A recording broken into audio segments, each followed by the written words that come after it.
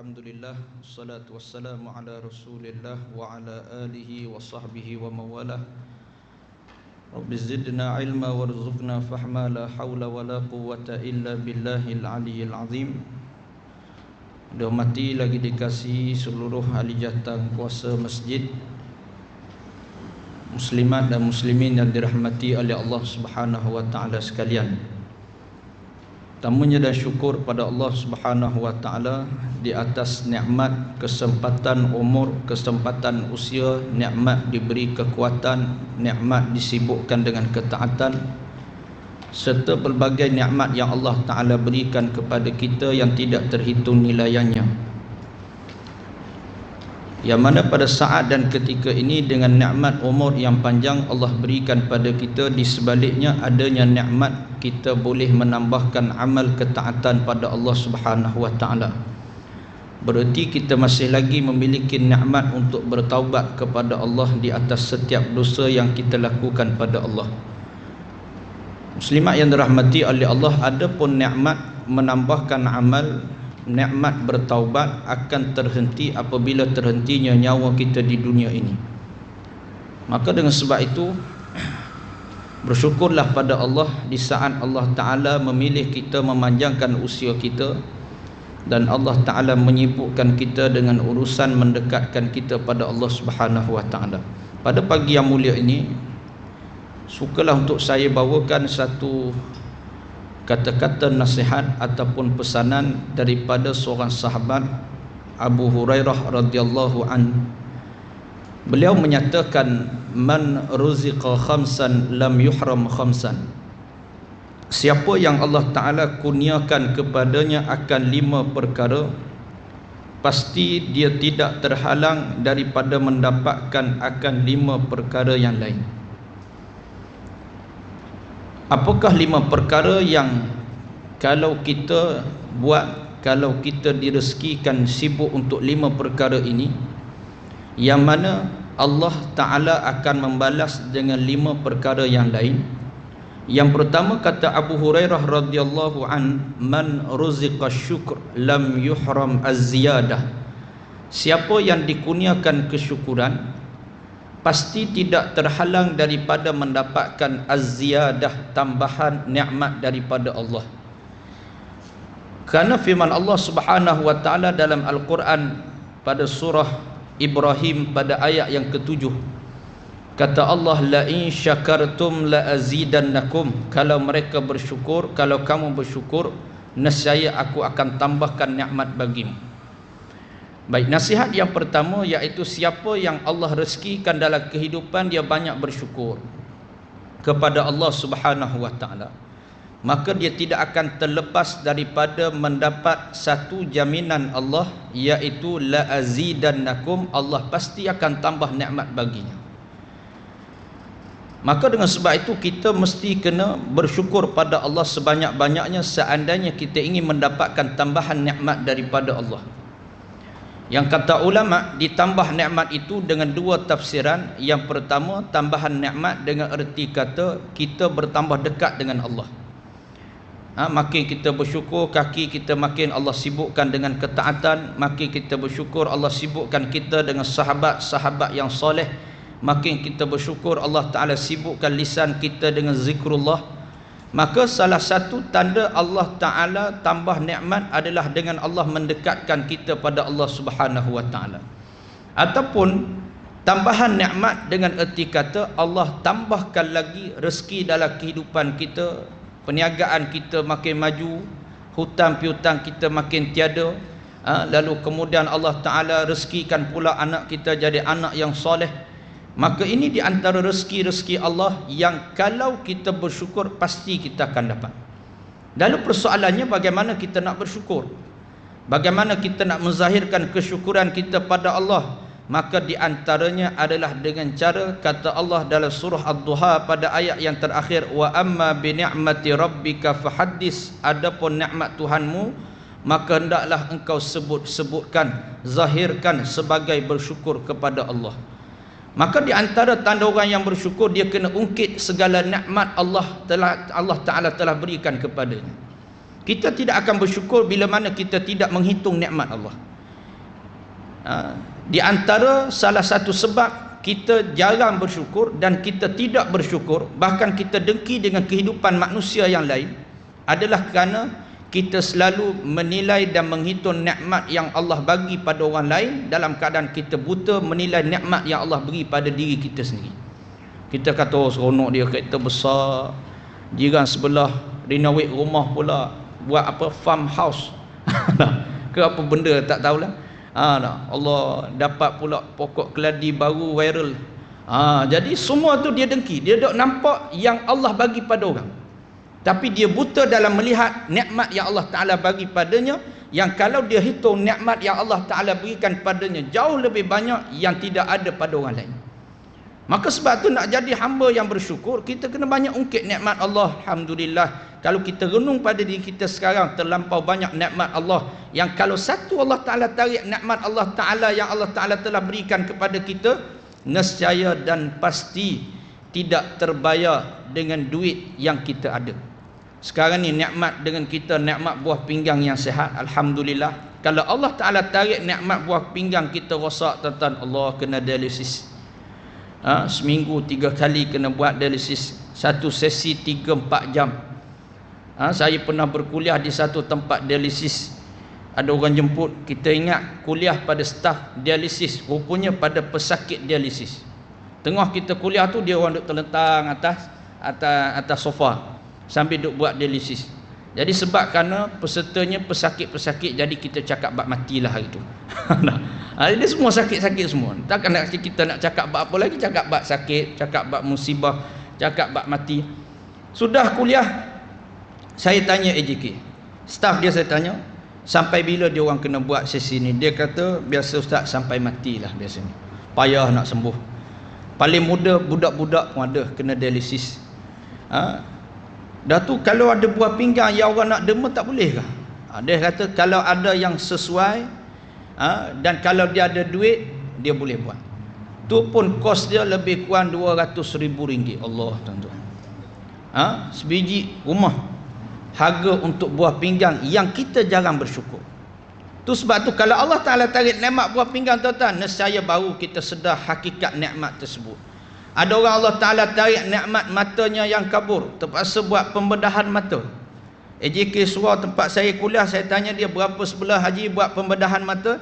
Sebelah ustaz RM17,000, dua belah RM30,000 lebih. Allah. Tapi Alhamdulillah, nasib baik company yang bayar. Tuan-tuan, nak kata itu nilainya, bukan mata yang buta, itu baru mata yang kabur.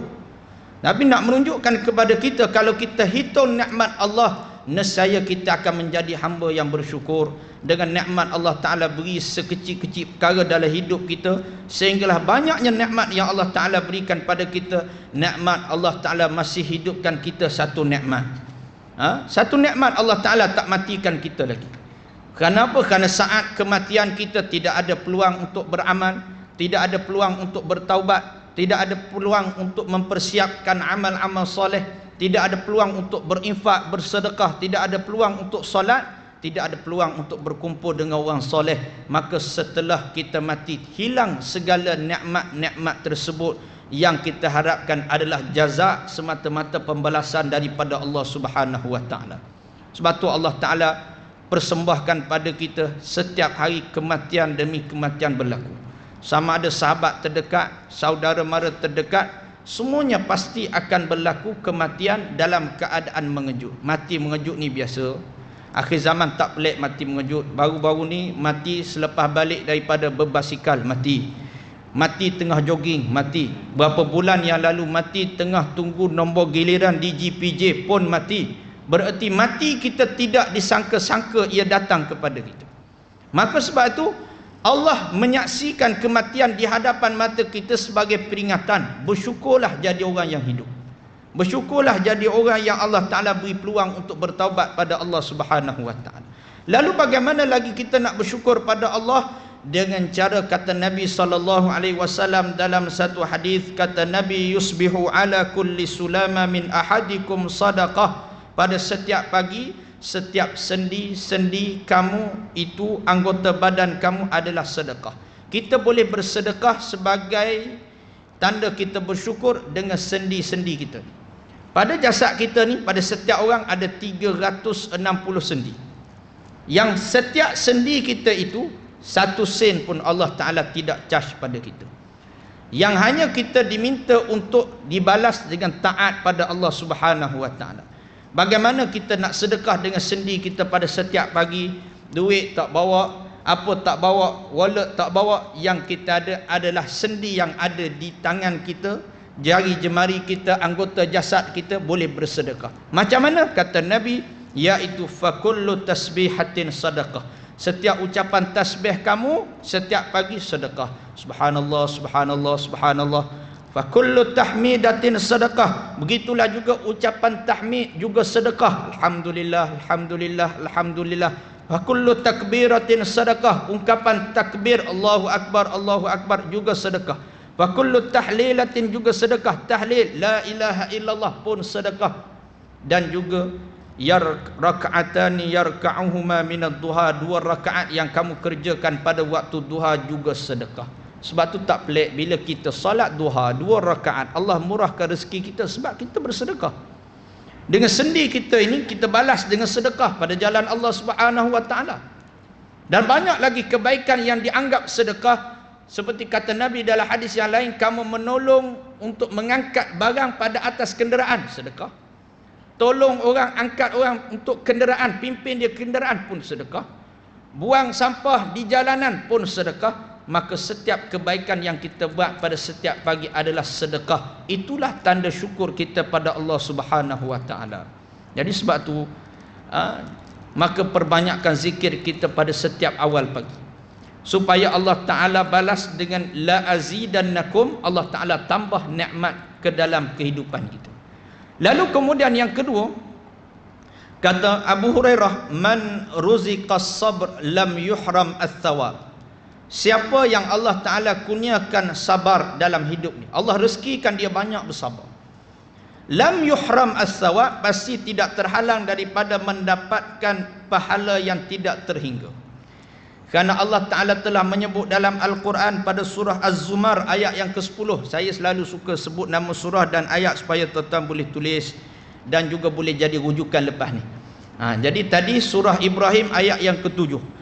Yang kedua ini pahala tentang sabar Allah Ta'ala sebut dalam surah Az-Zumar pada ayat yang ke-10. Kata Allah, innama yuwaffas sabirun ajrahum bighairi hisab. Sungguh bagi orang yang sabar, kata Allah, maka Allah Ta'ala berikan pahala yang sempurna bighairi hisab, tanpa hitungan dan batas. Pahala salat berjemaah 27 kali ganda. Pahala baca Quran 1 huruf 10 kebaikan. Pahala jalan kaki ke masjid 1 langkah diampun dosa, 1 langkah diangkat darjat. Pahala sedekah sampai 700 kali ganda bahkan lebih. Adapun pahala sabar bighairi hisab, tanpa batas Allah Ta'ala bagi Allah. Makin banyak sabar, makin tidak terbatas Allah Ta'ala berikan, kurniakan kepada kita pahala sabar. Sebab tu siapa yang Allah Ta'ala kurniakan dia sabar, maka dia pasti akan dapat pahala yang tidak terhingga. Bagaimana kita ingin mendapat pahala dalam kesabaran? Pada 3 keadaan ini, kalau kita sabar kita dapat pahala. Yang pertama, saat kita buat ketaatan pada Allah. Bila kita buat taat, buat ibadah, dia menuntut kepada sabar. Kita mari ke masjid ni, sabar ni.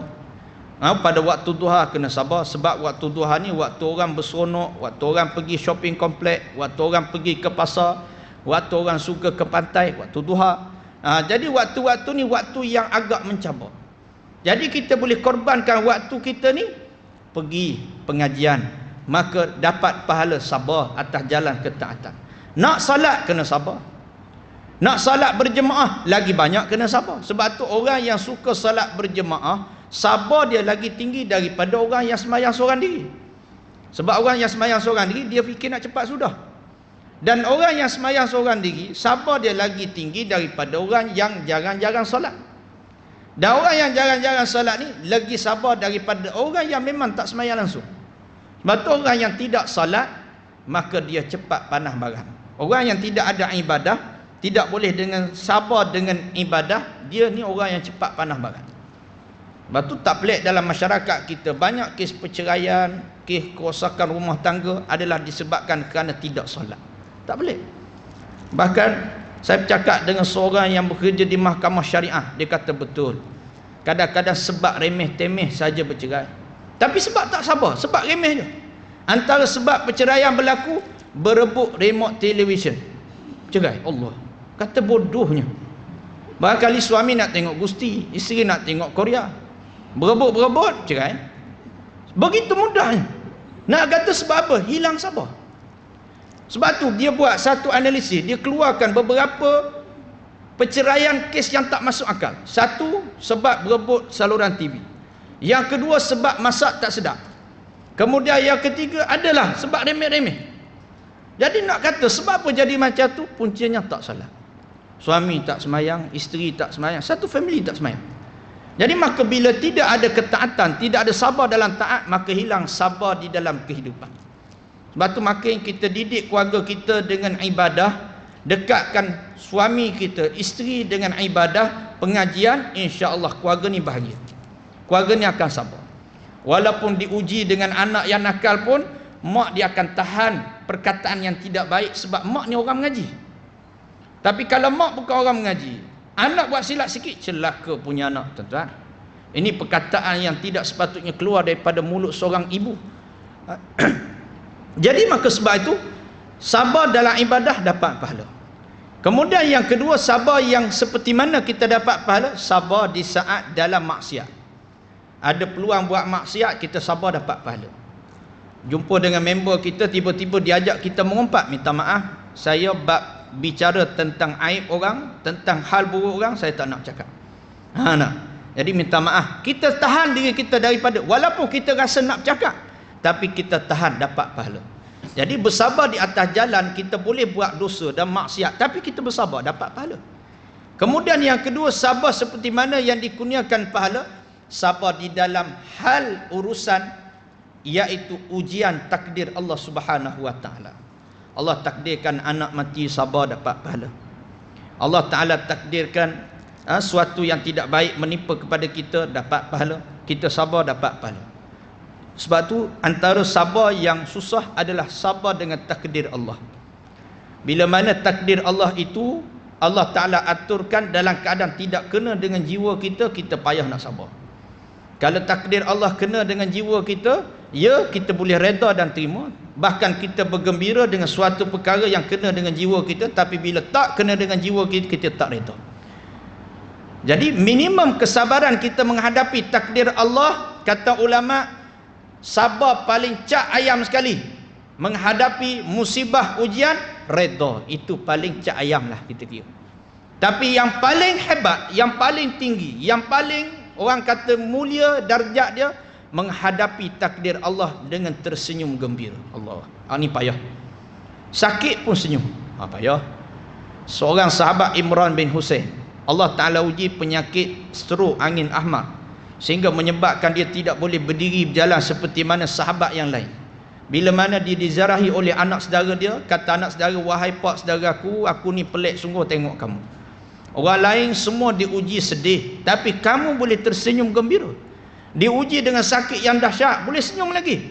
Kata Imran bin Husain dengan jawapan yang ringkas, bagaimana aku tidak gembira dengan setiap pemberian Allah? Tidakkah sakit itu pemberian Allah? Tidakkah Allah yang bagi kita sakit? Tidakkah Allah Ta'ala yang bagi kita sihat? Allah yang bagi kita miskin? Allah yang bagi kita kaya? Maka semua pemberian Allah, tidakkah pemberian Allah itu yang maha terbaik, yang paling terbaik, yang paling dekat dengan kita, yang paling adil? Maka pemberian dan pembahagian Allah, maka aku reda dengan pemberian Allah. Walaupun Allah bagi aku sakit, aku seronok, gembira sebab ia pemberian Allah. Tuan-tuan, maka sebab itu tuan-tuan, kalau kita bersangka baik dengan Allah, nescaya kita akan sabar dengan setiap ujian Allah Ta'ala. Dia bila hilang sangka baik dengan Allah, maka tidak akan ada sabar. Orang yang anak mati kecil, dah lah 10 tahun kahwin tak dapat anak, dia kata orang lain, Allah tiap-tiap tahun dapat anak, touch and go je. Tiap-tiap tahun dapat anak. Aku 15 tahun kahwin, tak boleh anak. Tiba-tiba mengandung 9 bulan, anak mati waktu nak lahir, dia boleh tersenyum gembira. Orang pelik, pasal apa tersenyum gembira? Mana mungkin aku tidak tersenyum gembira? Tidakkah anak yang mati kecil ini akan heret mak dia sekali masuk syurga dengan tali pusatnya? Anak. Kalau kita fikir begitu, kita akan bersangka baik dengan Allah. Tapi kalau kita tak fikir begitu, kita kata zalimnya Allah, dah payah dapat anak, orang lain 10 orang anak semua hidup, aku pula yang nak beranak ni pun anak boleh mati. Maka tuan-tuan, maka sabar dengan ujian ni satu benda yang payah, tetapi kalau kita sabar pahalanya besar. Ada satu kisah keluarga yang sangat ajaib dengan sabar. Yang berlaku kisah ini kepada Abu Qudamah Asy-Syami. Kisah ni agak panjang, tapi bagaimana dia menceritakan hebat dan ajaibnya kesabaran satu keluarga yang dia tak pernah jumpa keluarga yang hebat sabar seperti keluarga ini. Abu Qudamah ni puan-puan, dia ni suka berjihad, kuat berperang pada jalan Allah. Mana perang semua dia pergi. Tidak ada perang yang dia tidak pergi. Sehingga satu hari dia duduk dalam Masjidil Haram menghadap Kaabah, ada seorang tegur dia, "Wahai Abu Qudamah." Orang ni kenal dia. "Aku nak tanya kamu, apakah perkara paling ajaib yang kamu pernah jumpa saat sepanjang kamu berperang pada jalan Allah? Ada tak cerita pelik-pelik?" Dia begitulah tuan-tuan. Kalau orang ni dia terlibat dengan satu bidang ni lama, bertahun-tahun, adalah kisah pelik-pelik. Macam kita tanya orang gali kubur yang sudah 30 tahun gali kubur, 20 tahun gali kubur, tanya dia, ada tak jumpa kisah pelik-pelik? Ada tuan-tuan. Biasanya ada lah. Jadi ada orang tanya, "Wahai Abu Qudamah, ada tak kisah pelik-pelik sepanjang kamu berperang?" Kata Abu Qudamah, "Aku ceritakan kepada kamu satu keluarga yang sangat pelik. Satu hari aku nak pergi menjaga perbatasan untuk perang lawan tentera salib. Jadi aku lalu satu perkampungan, nak pergi ke tempat berperang ni, aku lalu di satu perkampungan di Iraq. Aku singgah, menjadi adat kebiasaan Abu Qudamah ni, bila dia singgah di satu perkampungan, dia berhenti, dia semayang berjemaah di masjid. Selesai salat berjemaah, dia akan buat satu pengumuman. Dia kata, siapa yang lelaki cukup umur nak turut berperang, dipersilakan. Maka yang tidak berkemampuan nak infak harta, silakan untuk fisabilillah. Tiba-tiba pada malam tersebut, kata Abu Qudamah, pintu rumahnya diketuk. Bila dia buka, dia tengok seorang perempuan yang menutup kesemua jasadnya, termasuk mukanya sekali, berpakaian serba hitam, sambil berkata, "Kamu ke Abu Qudamah?" Jawab Abu Qudamah, "Ya, saya." Lalu dia serahkan bungkusan kecil dengan sedikit nota, lalu dalam keadaan dia menitiskan air mata, lalu dia berlalu pergi. Abu Qudamah rasa pelik. Siapa dia, perempuan mana yang serahkan bungkusan dalam keadaan menangis, lalu dia pergi tanpa cakap apa-apa? Abu Qudamah buka bungkusan, tengok ada sebahagian rambut perempuan ini bersama dengan nota. Dia kata apa? "Wahai Abu Qudamah, saat kamu menyeru kami untuk berperang, berjihad, berinfak, aku tak mampu, tak ada duit. Tetapi aku nak sebahagian daripada jasadku terlibat dalam peperangan. Maka ku potong sebahagian rambutku ini. Maka engkau ikatlah pada kuda perang kamu, supaya menjadi saksi aku di hadapan Allah di akhirat kelak." Allah. Sampai begitu dia bersungguh. Nak juga ada saham. Abu Qudamah tunaikan hasrat perempuan ni. Dia kata, tak pernah lagi aku terima amanah sebegitu. Sehingga dia tunaikan hasrat perempuan ni. Keesokan pagi nak pergi berperang, dalam perjalanan bersama dengan rombongan tentera, tiba-tiba dia ditahan oleh seorang budak. "Wahai Abu Qudamah, tunggu sekejap, aku nak bercakap dengan kamu." Seorang budak yang menutup wajah dia, budak lelaki. Lalu Abu Qudamah suruh tentera dia pergi. Dia kata, "Aku nak tunggu sekejap, cakap dengan budak ni." Kata budak, "Wahai Abu Qudamah, izinkan aku berperang pada jalan Allah bersama dengan kamu." Kata Abu Qudamah, "Buka dahulu topeng kamu, penutup wajah kamu. Kalau kamu cukup umur, aku izinkan. Tak cukup umur, aku tak izinkan." Bila dia buka, kata Abu Qudamah, ternyata seorang budak muda belasan tahun, yang putih, bersih, cantik wajahnya, seumpama budak yang tersangat soleh, yang sangat soleh, yang sangat alim, yang hafiz 30 juzuk. Tuan-tuan, budak yang sangat bersih wajah dia. Budak ni merayu Abu Qudamah, "Tolonglah terima aku berperang." Kata Abu Qudamah, "Kamu ada ayah ke yang masih hidup?" Lalu kata budak ni, "Ayahku telah syahid menentang tentera salib pada tahun yang lalu, dan hari ini aku datang menebus apa yang telah dia laksanakan." Lalu kemudian tanya lagi, Abu Qudamah, wahai budak, kamu ada mak ke? Jawab budak ni, ya, ibuku masih ada. Kata Abu Qudamah, kalau begitu baliklah jaga mak kamu. Baliklah jaga mak kamu. Kata budak, wahai Abu Qudamah, kamu kenal ke mak aku siapa? Kamu suruh aku balik jaga mak, kamu kenal ke mak aku siapa? Kata Abu Qudamah, aku tak kenal mak kamu. Jawab budak ini, wahai Abu Qudamah, ibukulah yang menyerahkan bungkusan kepadamu malam semalam, dan malam semalam jugalah ibuku memeluk aku sambil kepalanya mendongak ke langit dalam keadaan dia menadah kedua tangannya sambil berkata, wahai Tuhanku, inilah satu-satunya putera anak lelaki kesayanganku yang aku hadiahkan kepada kamu, syahidkanlah dia dalam peperangan kali ini. Allah, seorang mak dia boleh doa anak mati syahid. Allah, susah seorang mak nak suruh anak mati syahid. Bahkan saya pernah tanya seorang hamba Allah, doa tak anak mati syahid? Dia kata, takut ustaz nak doa mati syahid. Sebab apa takut? Tidakkah syahid itu kita datang menuntut ilmu, mati dalam menuntut ilmu pun syahid? Jadi maka sebab itu tak salah kita doa mati syahid. Walaupun kita tak mati dalam peperangan, tapi seorang mak dia minta, ya Allah, matikan anak aku ni dalam peperangan. Maknanya dia serahkan anak dia sekali rupanya.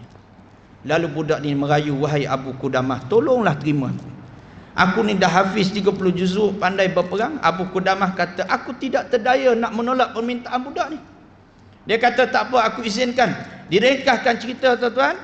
Maknanya sampai di medan perang, bila berperang, sehinggalah budak ini mampu membunuh beberapa orang musuh. Tiba-tiba Abu Qudamah terdengar satu suara yang teresak-esak memanggil namanya, wahai Abu Qudamah, kemarilah kepadaku. Bila Abu Qudamah berpaling, dia tengok budak tadi penuh dengan panah pada jasadnya, dan pada mulutnya tersembur darah yang keluar daripada mulutnya terkena pada wajahnya, berlumuran dengan darah. Dalam keadaan nazak, Abu Qudamah pergi dalam keadaan menitis air mata melihat budak ini sambil dia ribakan budak ini. Kata budak dalam keadaan nazak, wahai Abu Qudamah, alhamdulillah Allah sempatkan aku bercakap seketika dengan kamu.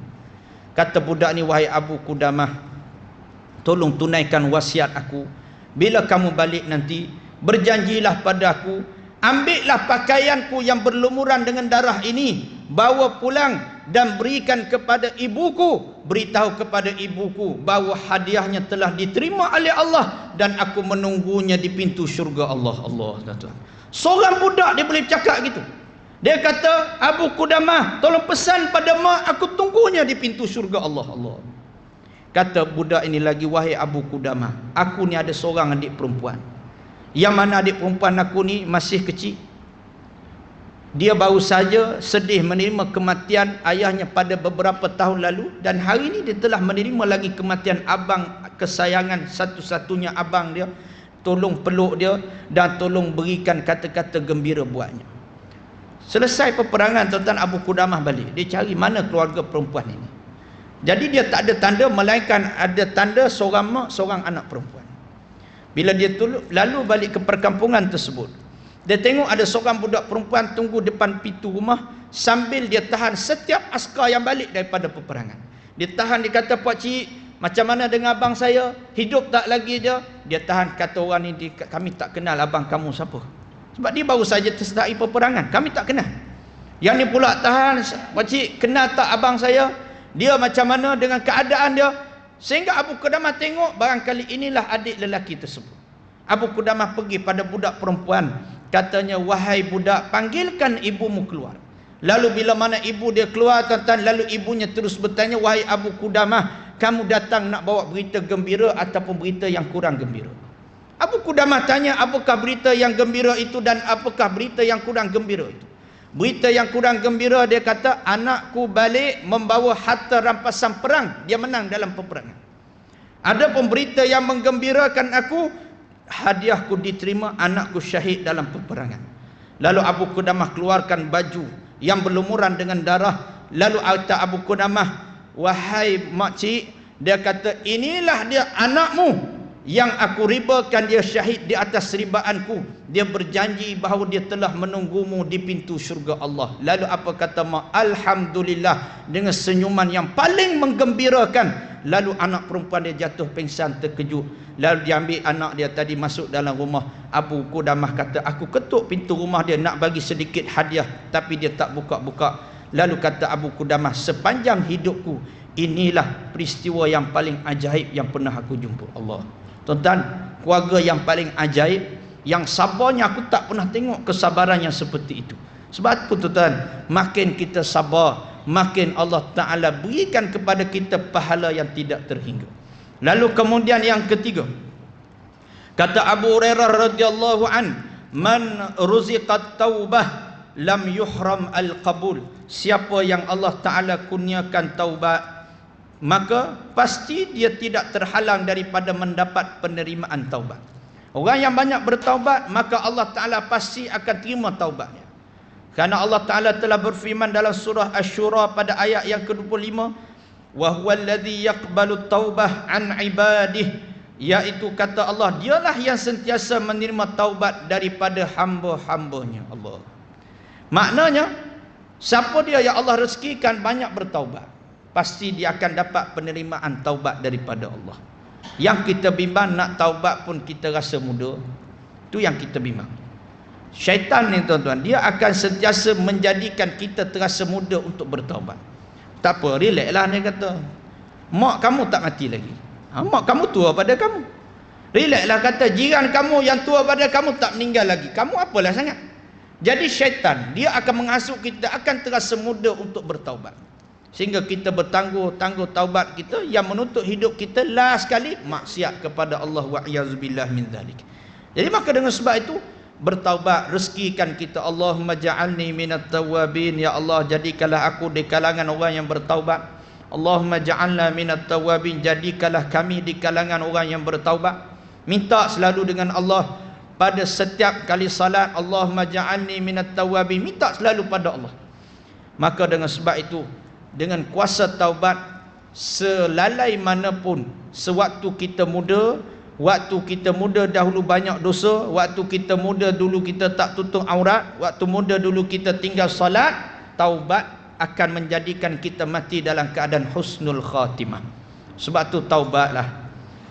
Ada seorang perempuan, Allah Ta'ala takdirkan hidupnya waktu muda Quran tak pernah baca. Bukan setakat tak pernah baca, belajar pun tak pernah, baca Fatihah pun tak betul.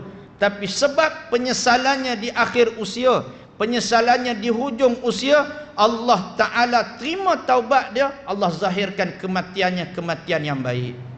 Sehingga orang jumpa dia mati pada hari Jumaat, saat tengah salat, tangannya memeluk Al-Quran. Sebab kenapa tuan-tuan? Taubat. Sebab tu kita ni taubat banyak-banyak. Dosa kita banyak. Dosa kita dengan mak ayah kita, dosa kita dengan suami kita, dosa kita dengan anak kita terlampau banyak. Bahkan dosa kita sendiri dengan Allah pun banyak. Maka taubat, taubat pada Allah dengan sebenar-benar taubat. Kemudian disebut lagi, waman ruziqal istighfar, siapa dia yang Allah Ta'ala rezekikan dia banyak istighfar, lam yuhram al-maghfirah, pasti tidak terhalang daripada mendapatkan al-maghfirah, keampunan. Karena Allah Ta'ala sebut dalam Al-Quran pada surah Nuh ayat yang ke-10, faqul tustaghfiru rabbakum innahu kana ghaffara, maka mohonlah keampunan kepada Allah, nescaya dialah yang maha pengampun. Siapa yang minta ampun pasti dia dapat keampunan. Yang kita bimbang, nak minta ampun pun kita rasa susah, nak istighfar pun kita rasa segan, nak istighfar pun kita rasa malas. Maka sebab itu banyakkan istighfar, dan paling banyak kita kena istighfar pada waktu sahur, al-mustaghfirina bil ashar, sebelum masuk waktu subuh, ada waktu sekejap sebelum bilal iqamah, lepas solat sunat, ataupun sebelum bilal azan subuh, kita istighfar, astaghfirullah, astaghfirullah, astaghfirullah. Dan juga kalau boleh, biar kita boleh buat sayyidul istighfar, yang ustaz-ustaz kita selalu pesan, sayyidul istighfar jangan tinggal. Sayyidul istighfar ni kalau boleh jadi amalan kita, hafal sebelum kita mati. Allahumma anta rabbi la ilaha illa anta khalaqtani wa ana abduka wa ana ala ahdika wa ahdika mastata'tu a'udzu bika min syarri ma sana'tu abu'u laka bi ni'matika alayya wa abu'u bi dhanbi faghfirli fa innahu la yaghfiru dzunuba illa ant. Ni hafal, buat sekali pada waktu pagi. Siapa dia baca pada waktu pagi, kalau dia mati sebelum masuk waktu malam, ahlil jannah, dia masuk syurga Allah. Allah. Siapa dia amal pula pada waktu malam, sekali pun tak apa dah, kita amal dengan yakin, kalau dia mati sebelum masuk waktu siang, maka dia ahlil jannah, ahli syurga. Jadi kalau boleh amal lah 2 kali sehari tak apa dah. Tak boleh nak amal banyak 2 kali sehari. Sayyidul istighfar, kat mana nak cari lafaz? Dalam, boleh tanya Ustaz Google, dia tahu. Dalam telefon kita ada. Tanyalah dia. Akan keluar Sayyidul istighfar, letak dalam telefon kita, tiap kali lepas sembahyang buka baca. Dah kalau 5 kali sehari baca, dah kalau 10 hari 50 kali lah, takkan tak ingat lagi kot. Nak banyak mana makan kepala ikan yang susah sangat nak hafal. Jadi maknanya banyakkan Sayyidul istighfar, banyakkan istighfar, minta ampun pada Allah. Sayyidina Abdullah bin Umar saat dia bersama dengan Nabi SAW, katanya aku dengar Nabi menyatakan dalam pada lafaz mulut dia, Rabbighfirli wa tub alayya innaka antat tawwabul ghafur. Ya Allah, terimalah taubatku. Ya Allah, ampunlah dosaku, terimalah taubatku, sesungguhnya engkaulah yang maha menerima taubat lagi maha pengampun. Kata Sayyidina Abdullah bin Umar, aku dengar Rasulullah sebut 100 kali. Maknanya apa? Rasulullah melazimi doa minta ampun 100 kali. Itu yang sahabat dengar, tu belum lagi sahabat yang lain dengar. Nak menunjukkan kepada kita Rasulullah yang maksum, tak pernah buat dosa, lisan tak pernah berbohong, tangan tak pernah ambil harta orang, mata tak pernah memandang perkara yang haram, tetapi beristighfar, minta ampun pada Allah Subhanahu wa taala. Lalu apa sebab kita kedekut nak minta ampun? Lalu apa sebab kita bakhil untuk beristighfar pada Allah Subhanahu wa taala?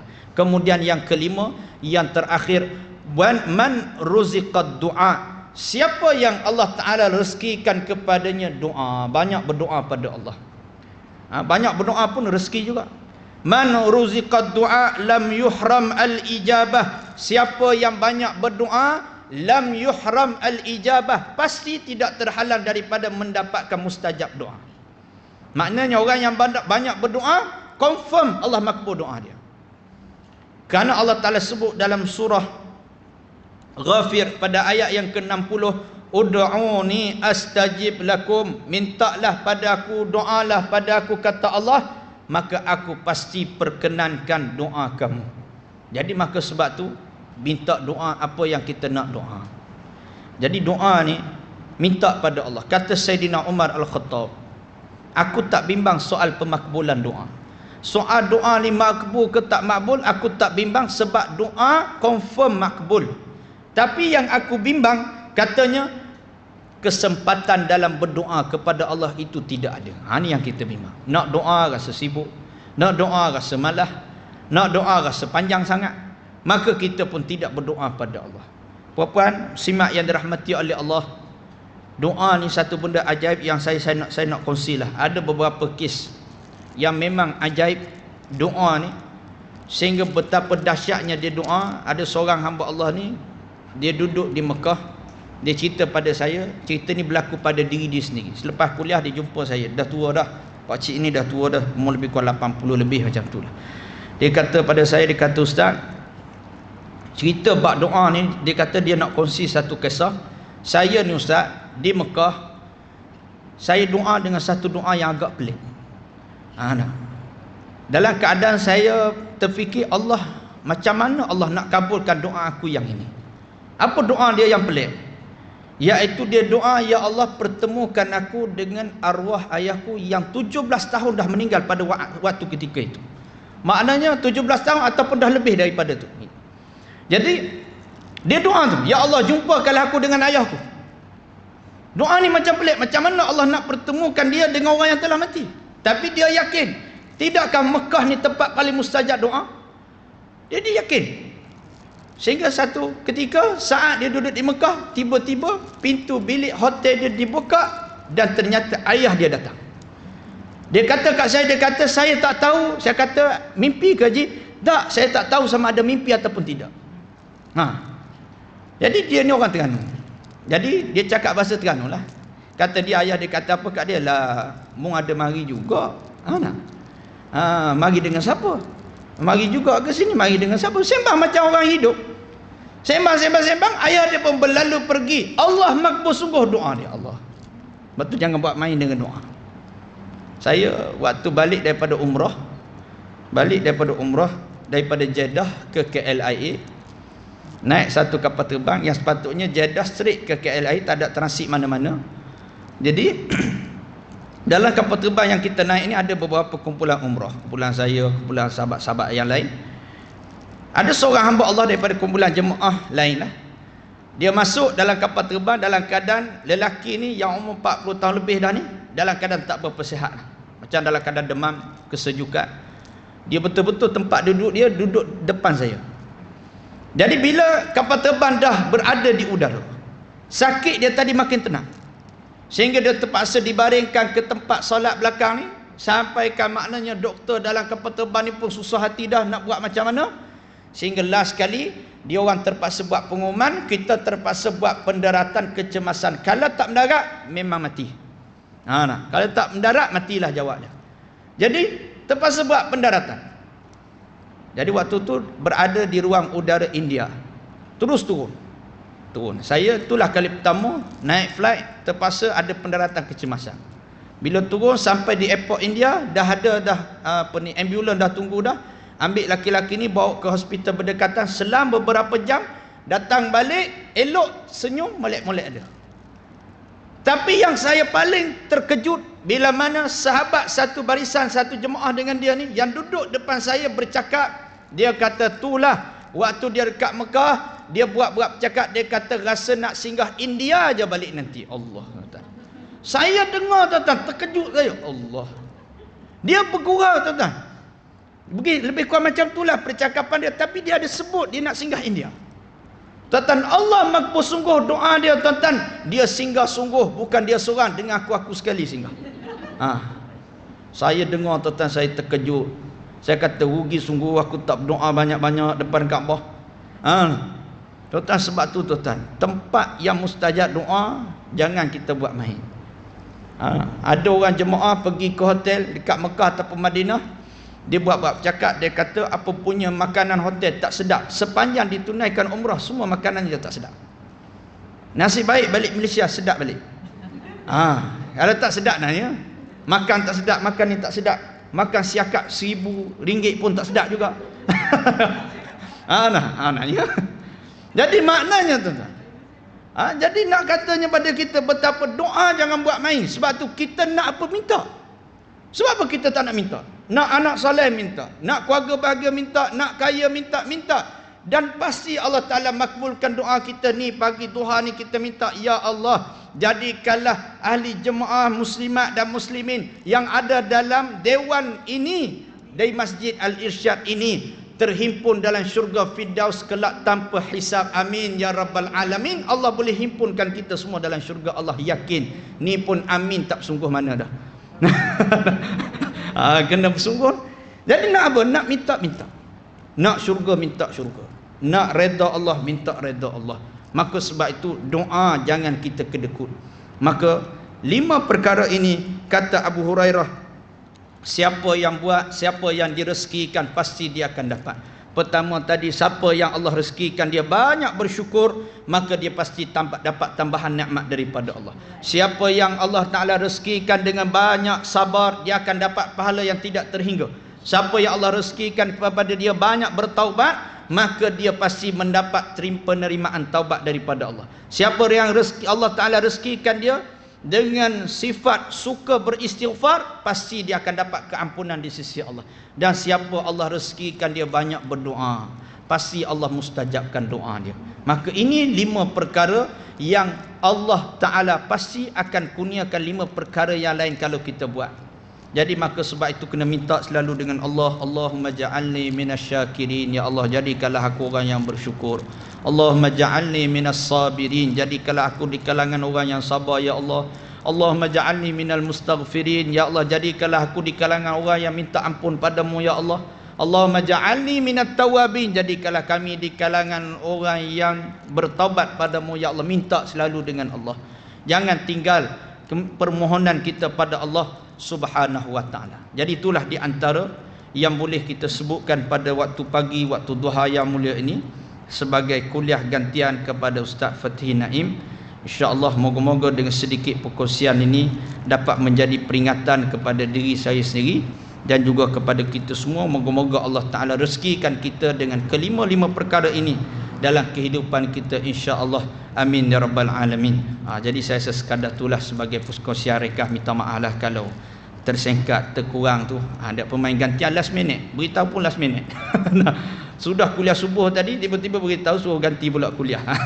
Jadi tak apalah, alhamdulillah rezeki. Dah lama dah tak mari sini. Sebaik Kak Su kata, sebaik ingat balik jalan sini.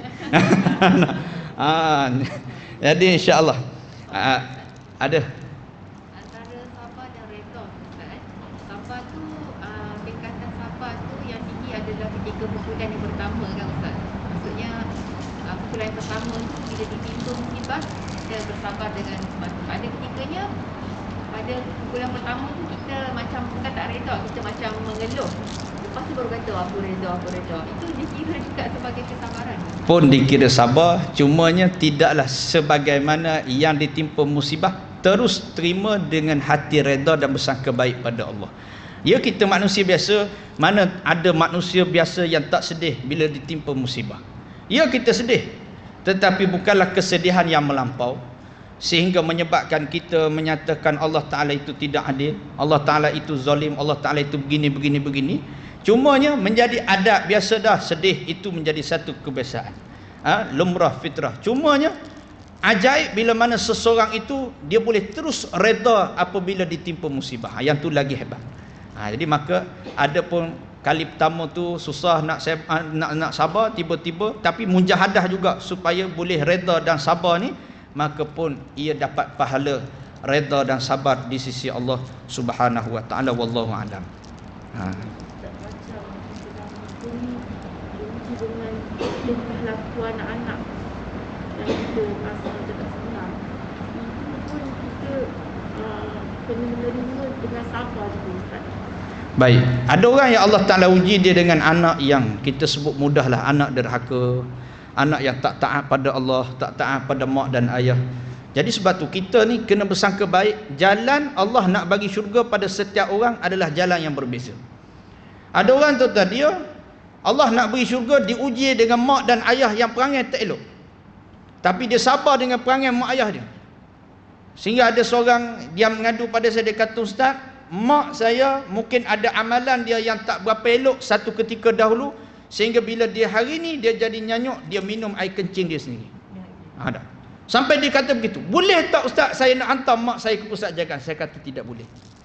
Tak boleh. Allah nak beri syurga dengan cara kita sabar dengan mak kita.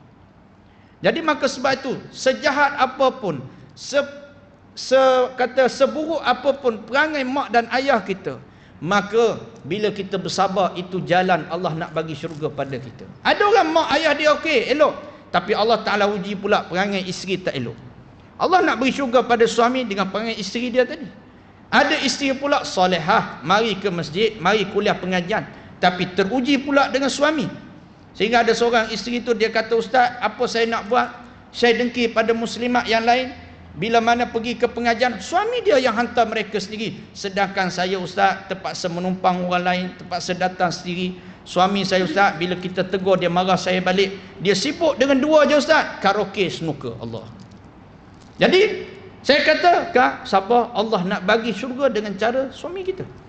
Maka termasuklah Allah nak beri syurga melalui jalan anak kita. Suami dah elok, suami isteri okey, tak ada masalah, tapi anak pula buat perangai, maka Allah nak beri syurga dengan cara kesabaran yang berbeza, natijahnya tetap sama syurga Allah. Jadi maka sebab itu, bila kita fikir begitu, Allah nak beri syurga, Allah nak beri nikmat syurga yang tidak terhingga pada kita, maka bagi kita apalah sangat dengan ujian Allah bagi pada aku, dengan timpakan anak yang macam ni, suami yang macam ni, anak yang menyebabkan Allah Ta'ala nak uji kesabaran aku, maka kita akan tetap bersabar sampailah kita dijemput menghadap Allah Subhanahu Wa Ta'ala. Jadi maka sebab itu pun itu jalan untuk kita ke syurga Allah. Wallahu a'lam. Ustaz, kalau isteri tu diuji dengan suami yang tak solat ke kan, maksiat kan, dia kena redha lah. Katalah kalau dia pesan kepada suami suruh taat kepada Allah, tapi akhirnya akan bergaduh kan. Jadi maksudnya dia kena sentiasa sabar dan berdoa macam tu. Baik. Sebab tu kita kena minta petunjuk daripada Allah, minta selalu Allah Ta'ala kurniakan yang terbaik dengan kita. Bahkan kata guru saya, kalau suami kita sakit jasad, kita kena sabar, tak boleh tinggal pun. Kita tak akan tinggal suami kita kalau dia ada sakit kecil manis, darah tinggi. Itu sakit jasad. Sekarang suami kita diuji dengan sakit rohani. Tak semayang, ni sakit rohani. Cakap bohong dan sebagainya. Maka lagilah sepatutnya kita kena terlebih sabar. Tapi kalaulah sampai satu tahap mengheret kita ke lembah maksiat, sampai satu tahap dengan kita pula kita bimbang takut kita juga terjerumus, menyebabkan kita jauh daripada Allah, dia ni memang tak makan nasihat dah, sampai satu tahap terpaksa berpisah, maka kita pun mengharapkan itu juga adalah pilihan terbaik yang Allah Ta'ala aturkan dalam kehidupan itu. Jadi bukan maksudnya kena sabar redha je sampai bila-bila pun kena redha, sampai satu tahap kalau aturan Allah itu Allah mudahkan jalan kita berpisah, maka mungkin ada gantian yang lebih baik daripada Allah Subhanahu wa taala. Yakin dan yakinlah pada Allah Subhanahu wa taala dan bersangka baiklah pada Allah Subhanahu wa taala. Wallahu alam. Itulah. Insya-Allah. Jadi setakat itulah sebagai pagi yang mulia ni. Takut buka soalan nanti soalan payah-payah susah saya. Jadi insya-Allah macam biasalah saya ni sentiasa buka siapa-siapa yang nak berwakaf untuk komplek tahfiz percuma yang kita buat cawangan yang di Terengganu ni, sebab di Shah Alam ni kita dah penuh dengan keadaan sekarang ni. Jadi dengan keadaan ramai nak masuk, di kalangan anak yatim, mak ayah mati Covid pun ada minta nak masuk. Jadi sebab tu saya dengan Ustaz Fatih Naim kita berulang alik. Kadang-kadang Ustaz Naim balik Terengganu, lepas tu saya pula balik. Jadi biasanya tiap-tiap bulan kita orang akan balik ke Terengganu lah, tengok projek kita di sana. Kalau nak berwakaf, nak satu lot ni RM50 untuk niat wakaf pendidikan dan pembangunan komplek tahfiz percuma. Yang sekarang ni alhamdulillah kita dah selesai tambun tanah wakaf tersebut 4 ekar semua sekali. Setinggi 4 kaki kita tambun, kita dah habis RM400,000. Alhamdulillah selesai semuanya. Sebahagian daripada duit semangat orang ramai, sebahagian daripada duit perniagaan tahfiz sendiri. Jadi insya-Allah sekarang ni mungkin lepas musim terkujuh kita akan start untuk pembangunan. Yang paling penting, kalau puan-puan tak nak bersedekah, sedekah doa pun saya sangat harapkan moga dipermudahkan urusan kami ni untuk menempatkan sebahagian anak-anak yatim fakir miskin yang nak mengaji secara percuma. Dan ada juga yang di kalangan orang biasa pun akan ada jugalah. Cuma yang kita targetnya adalah anak yatim fakir miskin yang boleh mengaji secara percuma. Itu niat saya dan Ustaz Fatih Naim. Jadi kalau tuan-tuan nak berinfak, bolehlah dapat kupon ni dengan saya. Dan moga-moga sampai pahala pada mak ayah kita sekali. Apa yang baik datang daripada Allah, yang lemah yang kurang saya minta maaf. Aqulu qouli hadza wa astaghfirullahal azim li wa lakum. Assalamualaikum warahmatullahi wabarakatuh. Bismillahirrahmanirrahim. Allahumma faqqihna fid din wa 'allimna ta'wil wahdinas siratal mustaqim siratal ladzina an'amta 'alaihim minan nabiyyin wasiddiqin wasyuhada'i wassalihin wa sunna ulaika rafiqa ya arhamar rahimin. Ya Allah Tuhan kami, sebagaimana Kau himpunkan kami semua pada pagi yang mulia ini dengan penuh kebaikan, ya Allah, himpunkanlah kami di akhirat kelak dalam syurga firdaus tanpa hisab. Wa sallallahu ala sayyidina Muhammad wa ala alihi wasahbihi wa baraka wasallam. Walhamdulillahirabbil alamin. Amin ya rabbal alamin.